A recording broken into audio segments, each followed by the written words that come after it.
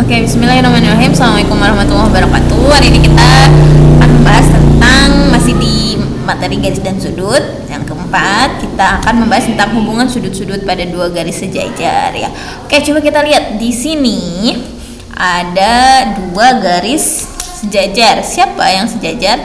Dia adalah garis K dan garis L. Nah, garis K dan garis L ini adalah garis yang sejajar. Jadi perlu kita ketahui bahwa garis yang sejajar itu dia tidak hanya selalu berupa horizontal aja ya kayak gini, tapi dia juga bisa ke atas gitu, bisa samping, miring. Yang penting jaraknya itu dia selalu sama. Jarak antara K dan L kita ambil dimanapun dia jaraknya akan selalu sama ya. Nah, ini dia garis yang sejajar K dan L ini dipotong oleh sebuah garis M ya. Garis M ini adalah garis transversal dimana dia memotong dua garis yang saling sejajar. Nah, ternyata mereka itu ada hubungannya nih, sudut ini dan sudut ini, sudut ini dan sudut ini. Apa hubungannya? Coba kita lihat. Nih, ya di sini ada suatu garis yang sejajar masih sama ya, ada K dan L. Buat memudahkan ini kita buat dia berupa horizontal ya garisnya. Kemudian dia dipotong oleh suatu garis M ya. Oke, coba kita lihat. Ini dua garis yang sejajar ini kita potong garis M. Nah, garis ini dia itu akan memotong dua garis yang sejajar ini. Kita pandang sudut 2 sama sudut 6 ya. Coba kita lihat. Nah, ini mereka 2 dan 6 ini disebut sebagai sudut yang sehadap. Kenapa? Karena dia menghadap yang sama gitu ya. Dia menghadap ke arah yang sama. Oke, selain 2 dan 6 ini berarti ada nggak sih yang sehadap? Oke, ini berarti 1 dan 5 ya, dia sama-sama menghadap sana. Terus ada lagi 4 dan 8 ya, terus 3 dan 7. Nah, mereka itu sama-sama sudut yang sehadap ya. Berarti sudut yang sehadap itu ada sudut 2 dan sudut 6, sudut 3 7, 1 5, 4 dan 8. Dan mereka sudut yang sehadap itu besarnya akan selalu ya sama ya. Berarti artinya sudut 1 itu akan sama dengan sudut 5. Kemudian ada sudut 2, dia itu akan sama dengan sudut 6. Kemudian ada sudut 3, dia akan sama dengan sudut 7. Dan sudut 4, dia itu akan sama dengan sudut 8 gitu ya. Ini adalah sudut-sudut yang sehadap. Apa tadi? Sudut yang sehadap itu dia sudut yang dibentuknya akan selalu sama. Itu ya yang akan jadi modal kita untuk bahasan selanjutnya. Kemudian ada dalam sepihak. Dalam sepihak, ada luar sepihak, dalam berseberangan, luar berseberangan. Sebelumnya kita sudah tahu kemarin ya. Kalau misalnya nih ini 1, dia dengan 4 itu apa sih? Dia berpelurus kan ya.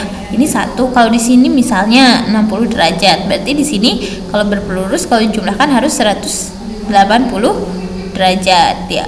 Berarti di sini itu adalah 4 itu adalah pelurus dari 1. Nah, kita tahu tadi 5 itu apa? 5 itu sama dengan sudut 1 kan? Ya, karena 5 sama dengan sudut 1, otomatis sudut 5 sama sudut 4 juga kalau dijumlahkan dia harus berapa? Ya, betul, dia harus 180 derajat. Nah, termasuk ini juga sudut 3 sama sudut 6. Sudut 3 kan sama sudut 2 saling berpelurus. Berarti kalau dijumlahkan harus 180 derajat. Nah, berarti ini juga karena 2 itu sama dengan 6, berarti 3 ditambah 6 juga harus 180 derajat ya.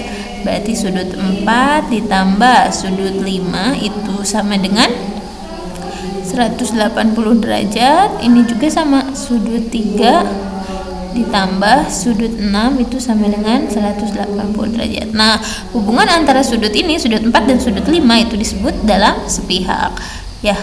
Oke. Nah, kemudian sudut 3 dan sudut 6 juga dia disebut dalam sepihak. Nah, kemudian sekarang ada luar sepihak. Apa itu luar sepihak? Ya, kalau luar sepihak berarti kan jadi kita batasi ya, ini itu dalam. ya. Nah, kalau yang luar, ini luar, ini luar, luar, luar, luar. Ini juga dalam ya. Berarti kalau dalam sepihak tadi ini 3 dan 6, kalau luar sepihak berarti antara 2 dan 7. Kira-kira hubungannya 2 dan 7 apa? Sama nggak?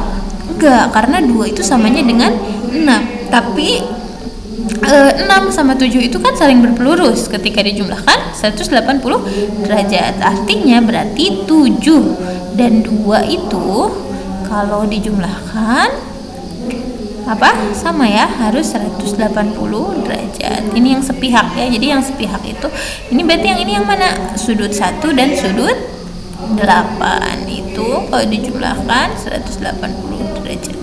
Nah, sekarang ada dalam berseberangan. Gimana dalam berseberangan? Tadi di dalam itu adalah yang di sini. Oke, coba kita lihat. Berarti yang berseberangan. Kalau tadi 6 sama 3 disebut sepihak, berarti kalau yang berseberangan kita nyebrang nih ya. 6 sama 4, 5 sama 3. Nah, tapi hubungannya apa? Oke, coba kita lihat. Tadi 2 itu kan sama 4 itu bertolak belakang. Ya enggak? Ya, kemarin kita sudah bahas kalau bertolak belakang itu pasti akan sama. Ya, kemudian 2 itu kan tadi sehadap, sama juga sama 6. Nah, artinya berarti karena misal nih di sini 60 derajat ya. Karena dia bertolak belakang, di sini juga 60 derajat. Kemudian dia sehadap kan? Nah, di sini 60 derajat. Nah, berarti 4 sama 6 juga akan sama. Oh, dalam berseberangan itu adalah sudut 4 itu sama dengan sudut 6 ya. Jadi sudut 4 dan sudut 6 itu dalam berseberangan dan mereka akan sama. Kalau yang ini sudut 3 sama sudut 5 ya, dan dia akan sama ya. Oke. Kemudian yang terakhir luar berseberangan. Berarti sekarang mah yang luarnya ya. Nah, sudut 2 sama sudut 8. Kira-kira hubungannya di apa? Oke, tadi kan 6 itu sama dengan 2 sehadap ya. Terus 6 bertolak belakang dengan 8. Berarti artinya 8 juga sama dengan 2. Nah, ini dia nyebrang dari sini tapi yang luar gitu ya. Dan dia juga akan sama. Jadi sudut 2 itu sama dengan sudut 8, kemudian sudut 7 dia sama dengan sudut 1 ya, itu ya. Jadi kita punya sehadap itu sudutnya selalu sama, terus ada dalam sepihak dan luar sepihak. Jadi sepihak itu yang masih di sini ya, dia dibatasi gitu. Kalau bayangkan ini M itu adalah sungai, jadi kalau sepihak itu ya dia nggak nyebrang sungai gitu ya. Tapi dalam sepihak berarti di dalam garis yang sejajar dan dia nggak nyebrang. Kalau misalnya ini luar nggak nyebrang juga, tapi kalau misalnya berseberangan berarti dia nyebrang gitu ya. Oke, kita lanjut contoh nih ya. Oke, kita lihat tentukan nilai X-nya jika diketahui ini 70, ini 2X plus 10. Coba kita lihat ini hubungannya apa kira-kira. Dia menghadap arah yang sama, artinya berarti sehadap.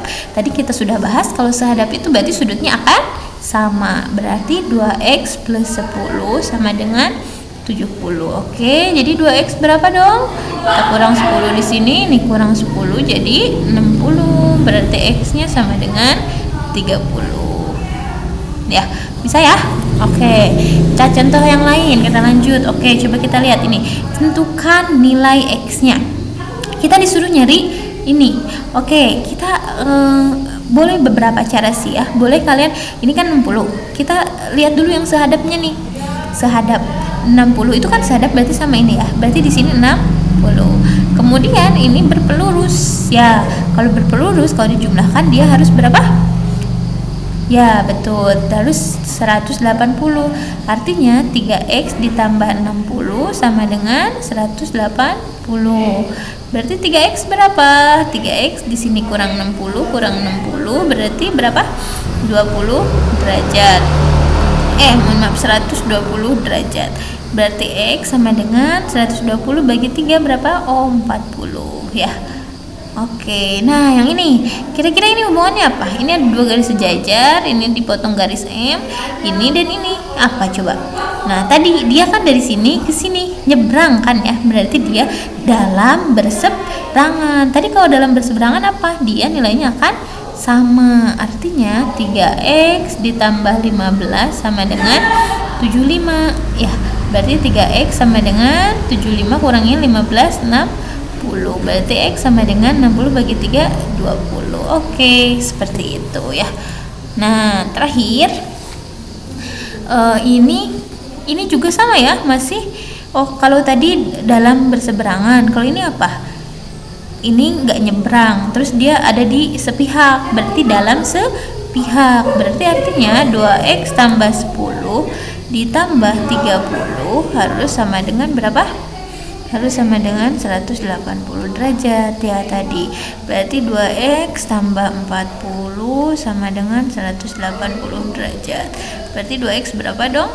140 derajat. Berarti x sama dengan 140 bagi 2, 70 gitu ya. Oke, selesai materinya tentang hubungan sudut pada dua garis yang sejajar. Terima kasih. Assalamualaikum warahmatullahi wabarakatuh.